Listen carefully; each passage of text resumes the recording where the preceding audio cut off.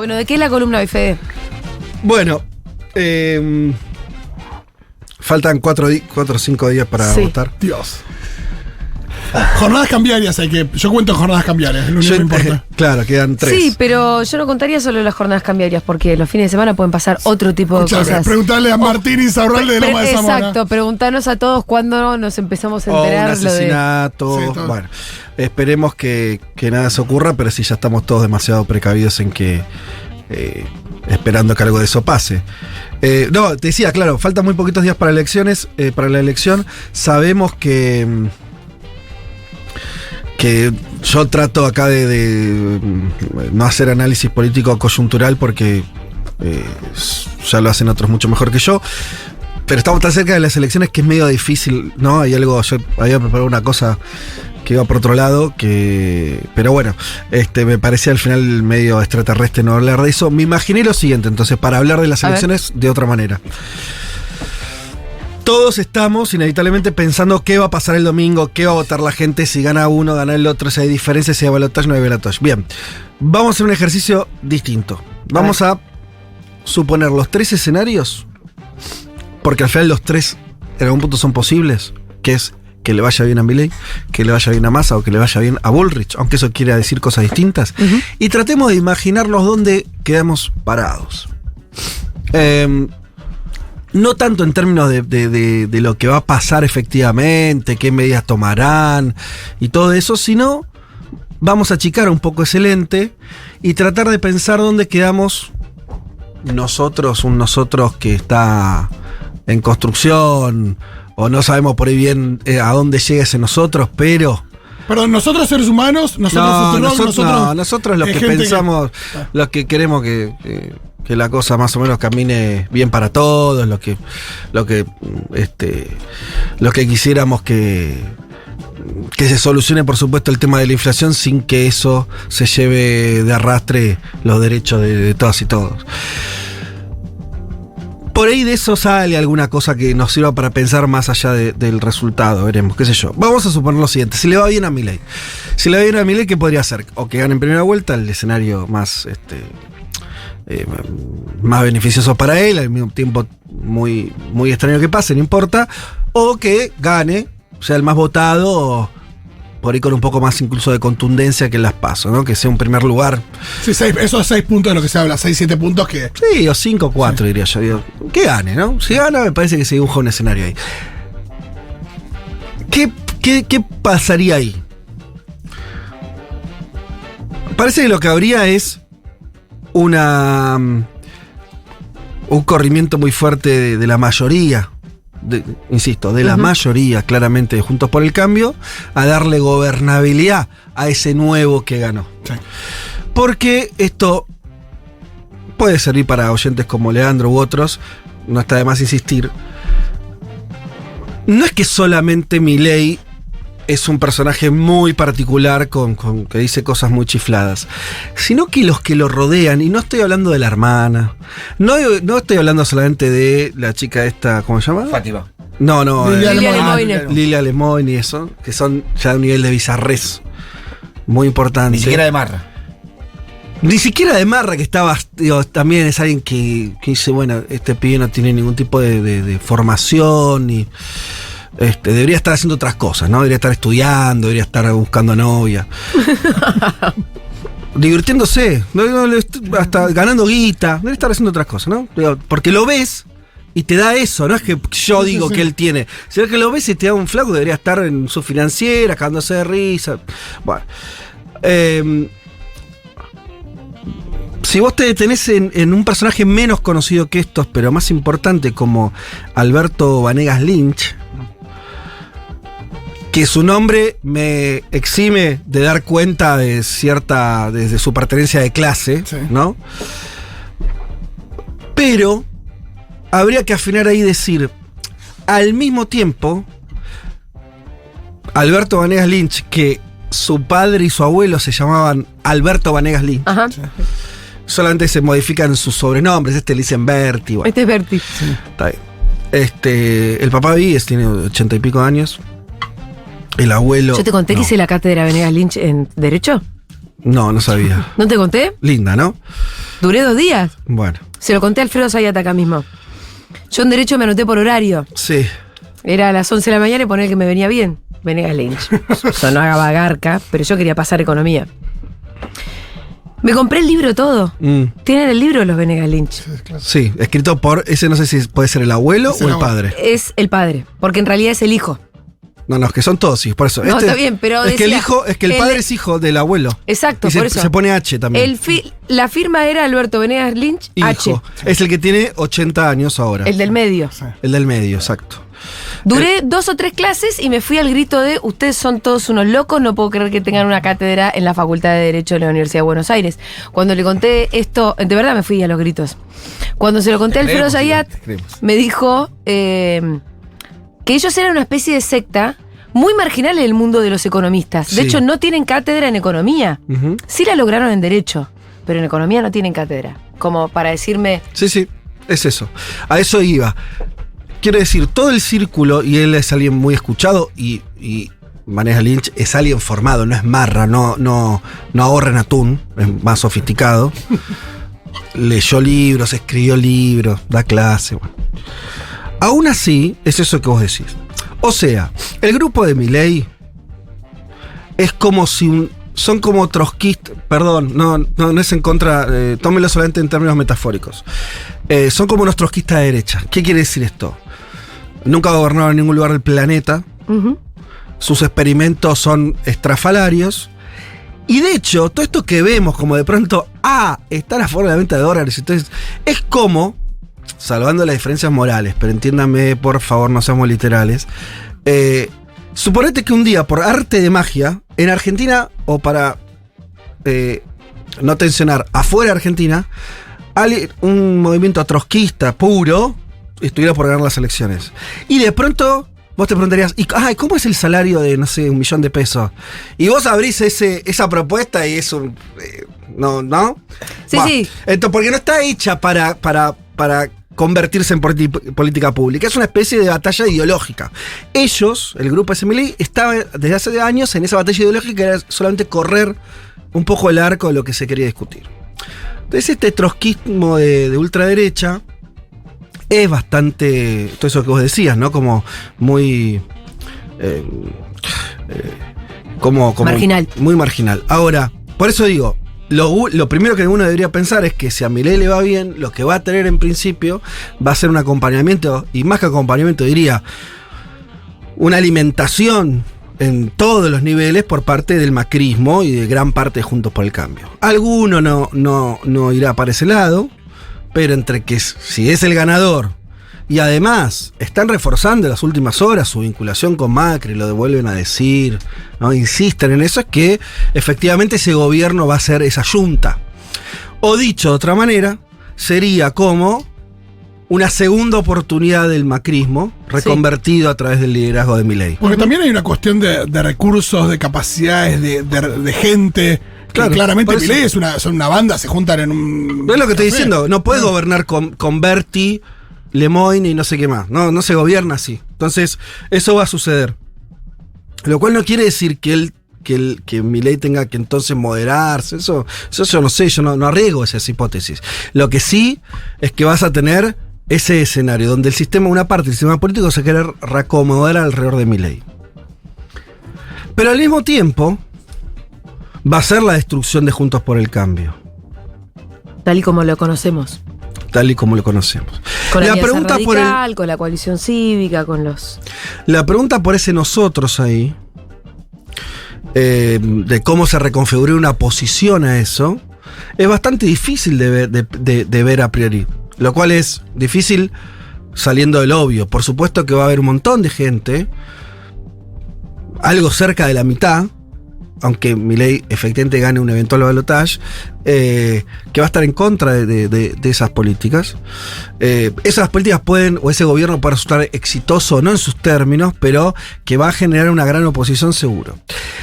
Es probable que esa configuración entre las ideas mega chifladas, que algunas van a intentar implementar, porque ningún trotskismo o ningún fenómeno foquista revolucionario llega al poder para no aplicar las cosas que venía peleando. No son pragmáticos, son ideológicos. Hay que escucharlos, y no a Milei solo. Te vuelvo a decir, vos escuchas a Vanegas Lynch en entrevistas, un ideólogo que cree. Por ejemplo, ustedes saben que la venta de órganos la sostuvo hace 2 días el papá, Vanegas Lynch papá. La sostienen. Porque es lo que creen. Cuando digo que la sostienen la idea de que hay un montón de regulaciones del Estado que no son el boleto de colectivo, que tienen que ver con la vida, de cómo nos relacionamos las personas que piensan un planeta distinto. Uh-huh. Entonces, y es una sociedad horrible la que proponen. Eso desde ya. Pero además es muy indecente todo lo que vienen diciendo, además, ¿no? Seguro. Pero el punto es que no es para ganar votos. Está mal pensar así. De hecho, no es con lo que ganan votos, pero eso sería una discusión que no sabemos. Pero no lo hacen para eso, lo hacen porque creen en eso y esa diferencia es fundamental. Porque aparte a veces lo dicen a pesar de que puede ser piantavotos. Por eso acabo de decir lo de la venta de órganos, lo ratifican cuando. Sí. No es que porque antes se dijo, bueno, pasa que justo Milei está dando una explicación. No, mirá. Creen. Lo vuelven a decir porque hay teoría. Los libros. Que son dogmáticos, dirías vos. Sí, porque ellos, al ser una especie de gente que se movió en catacumbas y, como decía Julia, por ahí tenían hasta poco lugar en las academias, siendo gente de guita, bien relacionada. Vanegas Lynch trabajó en el Banco Santander 10 años, ¿sí? Están conectados, por supuesto, son parte de la elite en algún punto, pero es una parte de la elite muy, muy pequeña. Sería como. Uno se puede imaginar, yo la verdad no tengo mucho de esto, pero trato de hacer un ejercicio de ficción. Me imagino, es domingo en un country muy cheto en la zona norte y se juntan a comer los amigos que fueron a jugar al golf y son todos de derecha.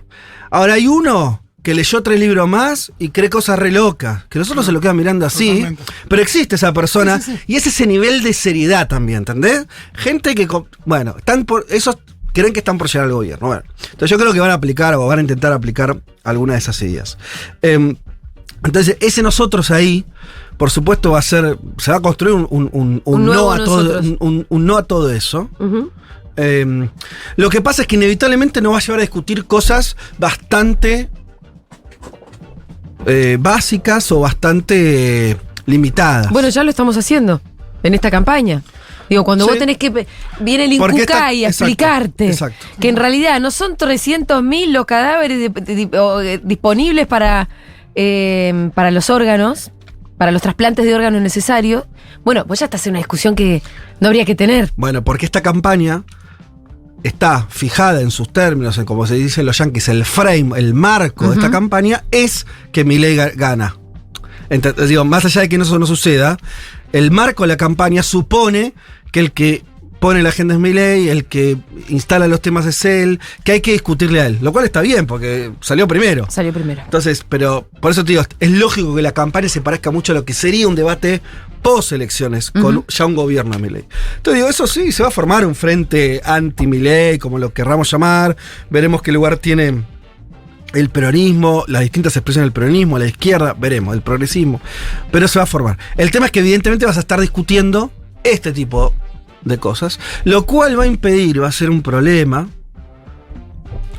que lo que a veces se llama el campo popular, yo prefiero decirle peronismo porque es más fácil, pero el peronismo y sus aliados, si querés, el peronismo más el progresismo, piense de verdad para adelante, o sea, va a estar poco exigido.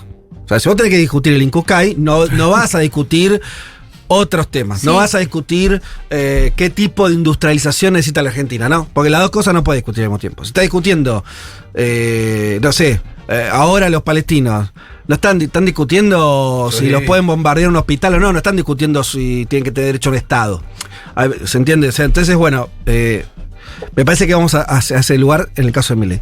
Si gana Bullrich, si le va bien a Bullrich, por lo menos el domingo, y eso prefigura un posible gobierno de Juntos por el Cambio, es el único lugar, ahora vamos a lo que creo si gana Massa, donde se sostendría algo de lo que todos creo que estamos cansados, y cuando digo todos creo que es todos, salvo algunos beneficiarios, de la famosa grieta. ¿Por qué? En el hipotético, hoy remoto, pero hipotético caso que Bullrich gane la presidencia, lo primero que ocurre ahí es que Juntos por el Cambio estaría venciendo ya no a este gobierno, sino a Milei, a los libertarios, o sea, la interna de la derecha. Lo que en realidad se estaría resolviendo ahí es, ¿no? Decir, bueno, che, al final la derecha éramos nosotros.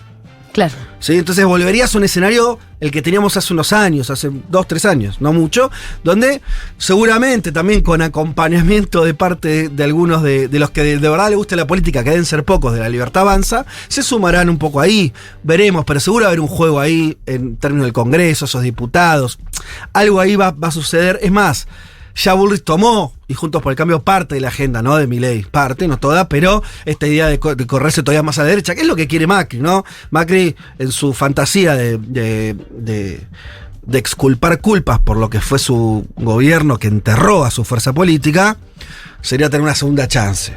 Entonces ahí, ¿qué es lo que veo? Y les va a seguir funcionando un discurso donde hay una especie de kirchnerismo que todavía para meter miedo, ¿no? Un fantasma, el populismo, el peronismo. Va a funcionar esa vereda, que es muy, o esas dos veredas, que es muy parecido a lo que sucedía hasta la irrupción de La Libertad Avanza. Y en ese entorno hasta va a seguir funcionando todo medio un esquema de medios, que es el que tenemos desde hace muchos años, ¿no? Que son todos medios, cuando digo todos, que se prefiguran respecto de una grieta. O sea que ¿en un lado o en el otro? Claro, y medio que ya está. Bueno. Es el escenario menos entusiasmante, por ahí es menos peligroso que el de Milei también. Pero no, vos decís, che, vamos a ir con la misma 4 años más y medio que. Ay, no. Sí, pero al mismo tiempo vos decís, ¿hasta cuándo pueden mantener? Vos decís, kirchnerismo / populismo, porque, digo, con Cristina en la casa, bueno, ya pasó. Pero hay una cosa, ¿hasta dónde lo pueden llevar? Ah, se puede. No, porque justamente, porque también un triunfo de Juntos por el Cambio y sobre todo de Bullrich, que es la que más construyó un discurso sobre la base de antiperonismo, antikirchnerismo, va a hacer que el otro también sobreviva en términos más o menos similares, más allá de lo que quieran los actores. Va a haber una dinámica donde eso va a volver a entidad total. Si querés dicho de otra manera, si Bullrich tiene futuro político, o Macri mismo, todo eso, bueno. Si sos Cristina, decís, bueno, yo acá me tengo que. Posiblemente, yo no sé lo que hará, pero me parece que eso va a mantenerse por lo menos muy parecido a lo que venía. Nunca igual, pero muy parecido. Pensemos en el escenario que tal vez quienes nos escuchan más les gustaría que pase, incluyendo tal vez ahora a Leandro. A Leandro. Que es que a Massa le vaya bien. Que le vaya bien a Massa el domingo, para mí es que salga primero. ¿Sí? O sea, que empieza a prefigurar un posible gobierno. Uh-huh. Después hay una discusión, algunos dicen, nada, si sale 2 puntos abajo, bueno, no sé, pero digamos, estoy pensando en escenarios donde efectivamente el domingo pasa algo que se cambie el escenario, que salir del triple empate, que es la otra posibilidad, ¿no? Que la cosa quede toda muy parejita. Sí, pero hay 2 que pasan al balotaje. Por eso, entonces ese escenario se va a cambiar. Si a Massa le va bien, o sea, si queda primero, y creo que ahí es el escenario donde más cosas nuevas y de las que no tenemos certeza podrían suceder. Primero, insisto, siempre cuando Massa gane el domingo, que es un escenario poco probable según las encuestas, veremos, empezaré a tener la posibilidad de un ordenamiento económico y de gestión desde ahora. Quiere decir, sería bastante distinto a un escenario donde de ir hacia un balotaje con la dolarización como la política más votada. Uh-huh. Si la política más votada es la administración Massa y lo que él viene prometiendo en términos de futuro, creo que se alinean algunos planetas como para que de acá a los detalles primero la cosa esté más tranquila. Pero eso es lo inmediato. El efecto político post segunda vuelta, si gana, o diciembre y demás, si él llega, es muy interesante, porque primero, ¿qué va a pasar con la oposición ahí? Yo creo que hay una posibilidad de que ahí sí se haga una reconfiguración totalmente novedosa de la oposición, donde yo supongo que los masistas más entusiasmados, por el propio Massa piensa esto, desconozco, se imagina un escenario parecido a los inicios del gobierno de Kirchner, con muchas salvedades. Primero, porque no hay un estallido. Segundo, porque Kirchner no tuvo balotaje y Massa probablemente sí lo tenga. Pero aún así, esos años de Néstor también eran años donde la oposición al gobierno de Kirchner, había grupos, había sectores, a veces se juntaban. Estoy haciendo pre-2008, ¿no? Sí. El primer mandato, donde había oposición, pero era una oposición, además de que era débil electoralmente, estaba muy fragmentada y hasta había... Elisa Carrió un día se levantaba y lo corría por izquierda, después se levantaba y lo corría por derecha. Sí. Era confuso. Y en ese mismo panorama podés hasta incluir a los medios, Total. ¿no? Sí, había como temor, Mirta diciendo si viene el surdaje, Sí. y después otro sector diciendo, che, Néstor al final es un conservador, porque dada la situación de la Argentina debería... Escribano hacer... que le daba un ratito, tenía de todo, ¿no? Había desconcierto, la verdad, como... Porque había desconcierto. Creo que seguiría un escenario similar, posiblemente en términos de oposición, no tanto, pero algo de eso. ¿Dónde habría que ver cuánto de lo libertario se sostiene? A mi modo de pensar, poco. Sí, porque van a tener muchísima representación en el Congreso, ¿eh? Vos, ayer no me aprendo cómo se dice, Lemoine, ¿cómo? Lemoine. Lemoine. Sí. Sí. Hasta ni un nombre normal tiene. Lemoine, que va a ser diputada, vos la escuchaste. Sí. Entonces, y están diciendo esto antes. A lo que voy es, si no ganan, porque el escenario si ganan es el que yo creo el que acabo de describir, más o menos. Si pierden, yo no sé si eso va a tener una entidad que va a decir se van a juntar cada 15 días a definir la línea, van a mantener una coherencia en no veo eso. Viste no veo que, por ejemplo, Bolsonaro, que pasa al balotaje, que pierde el balotaje, pero por muy poquito, en Brasil, te traigo a los terrenos que vos mejor conocés, en Brasil no termina constituyendo un gran liderazgo él. De hecho, se va, vuelve, pero sí queda medio establecido un bolsonarismo. Más o menos, pero sí, o sea, más o menos no. Obviamente tenés razón en todo eso. Bolsonaro... No te lo digo para pero solamente te va a decir, entiendo. bueno, ahí pasó eso, ¿acá qué? Claro. Porque depende también de la personalidad de quien se quiera constituir o no como líder de la oposición. No sé si la persona, yo creo que es algo más. Porque Bolsonaro tenía... Suponete que fueran... Bolsonaro también era un tipo muy extravagante, ¿no? Un tipo como... Al lado de Milei parece Churchill, te digo. Sí, pero no era Churchill. No.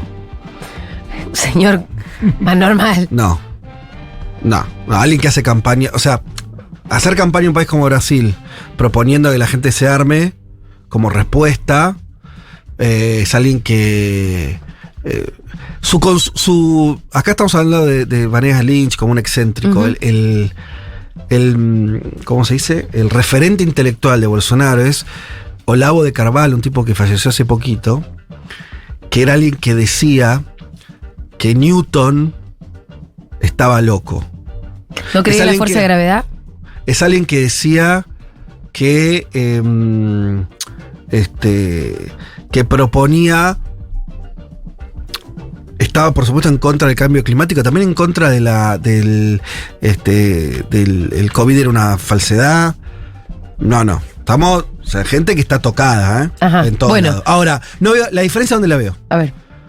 Bolsonaro tenía atrás fuerzas sociales organizadas, los militares, los evangélicos, podría nombrarte otras, pero quedémonos con esas dos que son bien evidentes y sabemos de lo que estamos hablando.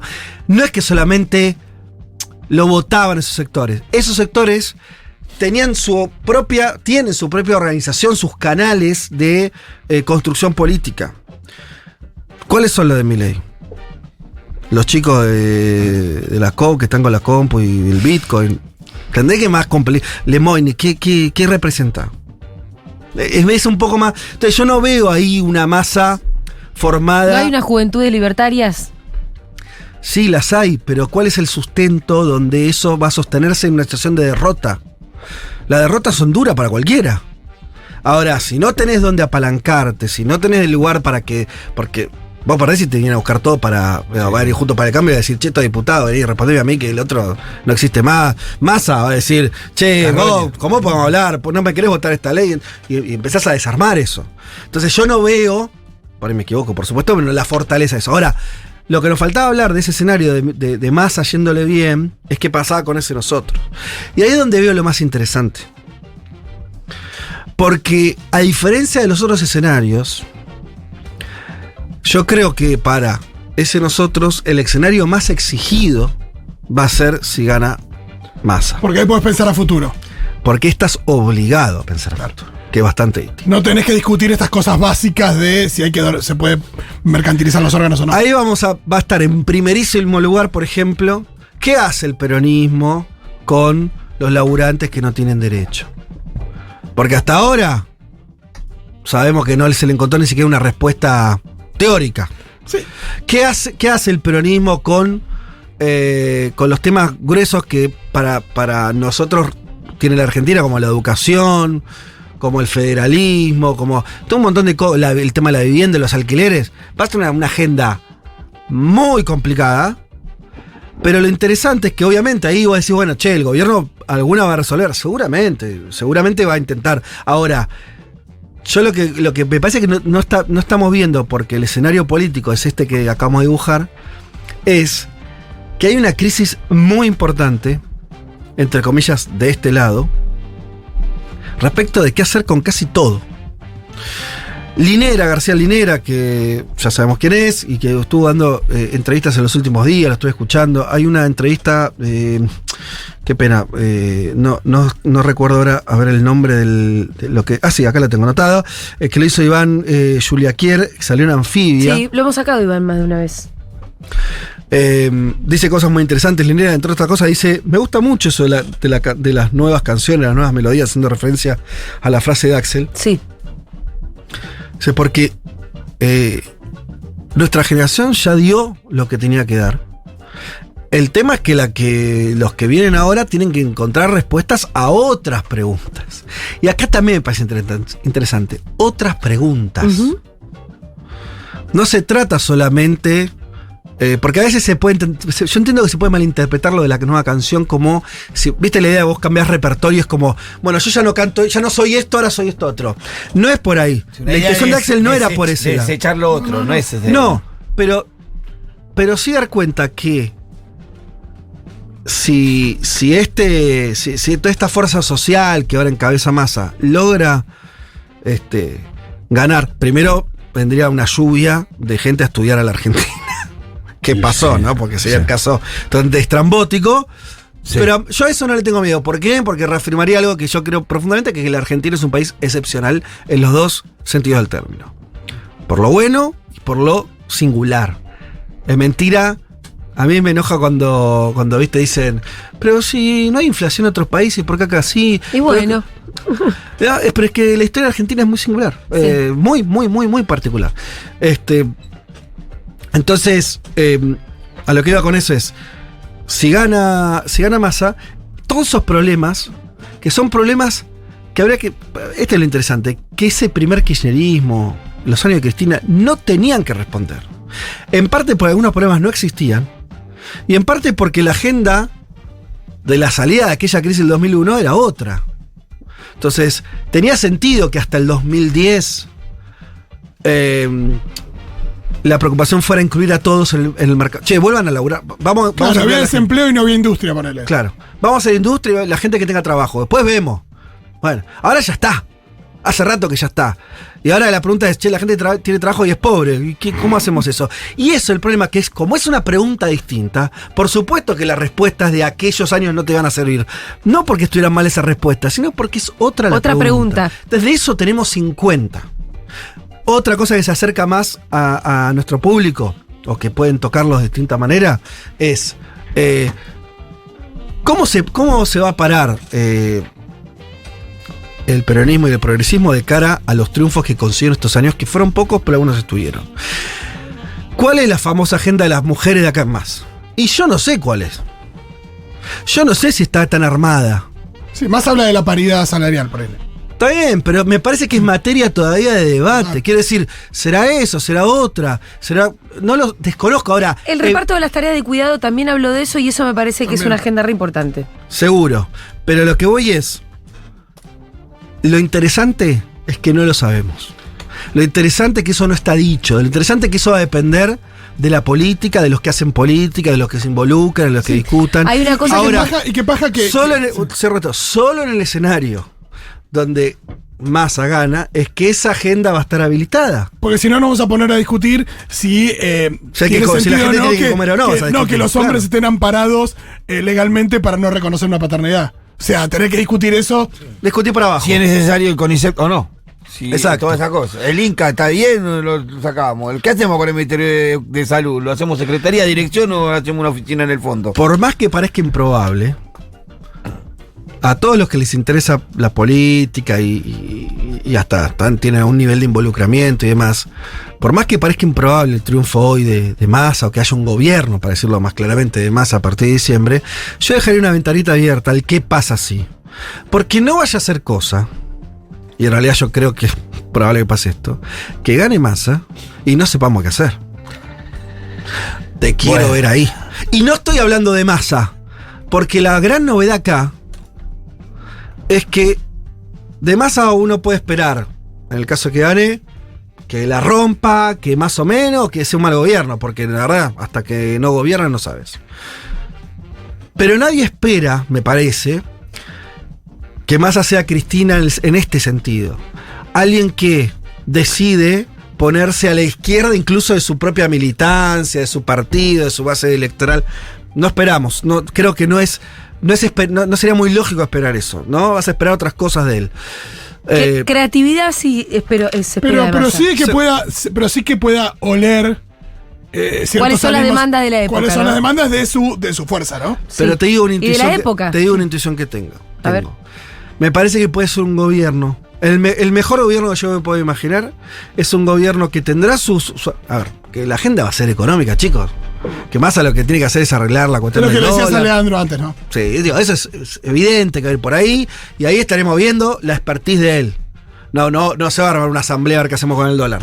Ni va a importar mucho que piensen los compañeros de, no sé,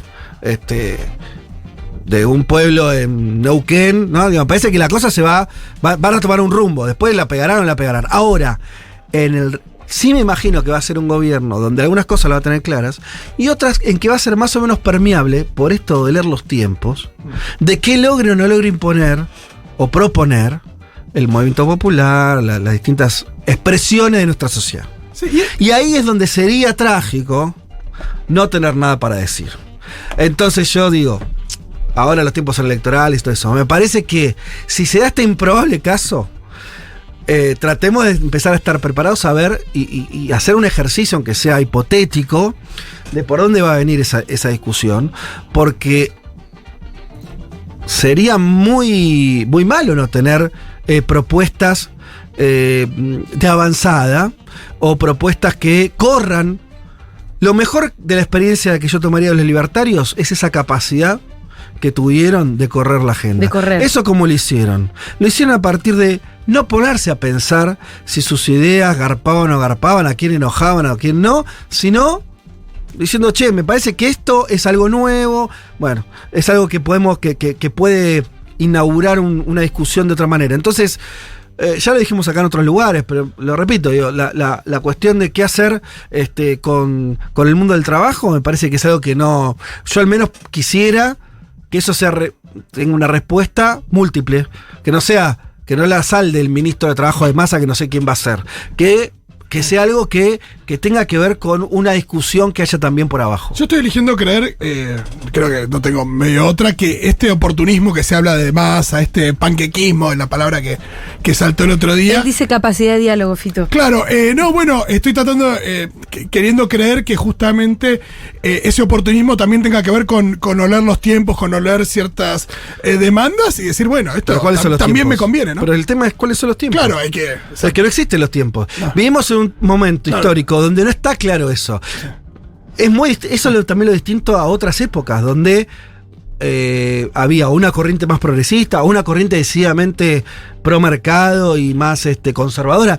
Hoy todo eso, la verdad que tenés para elegir. Salís al mundo y te puedes encontrar con Biden diciendo los sindicatos tienen que sacarle ganancias a los empresarios, y te encontrás con tipos de ultraderecha diciendo. Hay que eliminarlos, claro. Entonces, o a Elon Musk, ¿no? Diciendo, no hablo de los tiempos del mundo, sino también de hablar lo que demanda la militancia, Tampoco, pero yo huele no siento nada. Eso es lo que te estoy diciendo. Hay que proponerlo, claro. No es que no está, pero no está porque no dormimos, sino sino porque venimos de un momento de gran desmovilización, que a veces no registramos eso.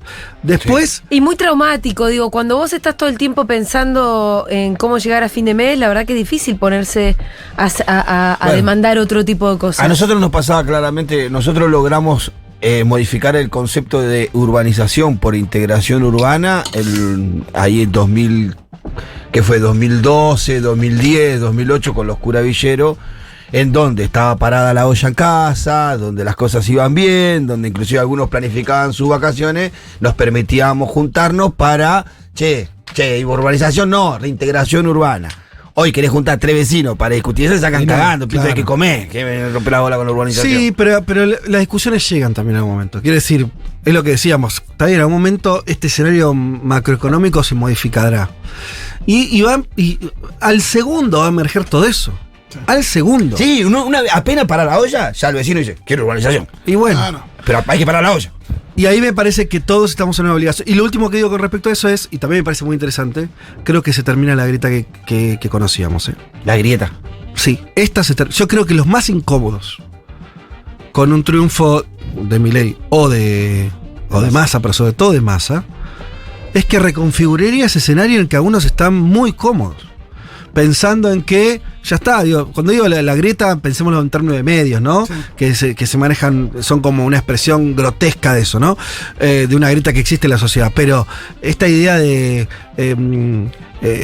los medios solamente bajando propaganda política, solamente defendiendo a capa y espada a determinados dirigentes que son los que ellos los representan. Me parece que eso se modifica, no porque no discutas ideas, sino porque va a haber un cimbronazo en ese sentido, un barajar y dar de nuevo, que también me parece que nos tenemos que animar a que eso nos resulte interesante. A mí por lo menos me resulta, también estoy harto estoy harto de no poder informarme. Los medios dejaron de informar hace muchos años, vos no le podés creer, pero no en un sentido como se decía antes de crítica, todos los medios atrás tienen una línea ideológica, no podés creer el titular, o sea, no le podés creer la noticia. Entonces eso tiene que, también, yo le digo, siento ese cansancio como de otros temas. Me parece que tal vez también podamos ir hacia un cambio, y ojo que también va a ser un desafío para esta radio, para medios como los nuestros, no pensar que eso va a ser solo para la nación más o menos. Todo esto salvo que gane Bullrich, que lo que vos decías que... Sería la opción más conservadora, pero bueno, también es la más improbable, por suerte. Gracias, Fede Vázquez.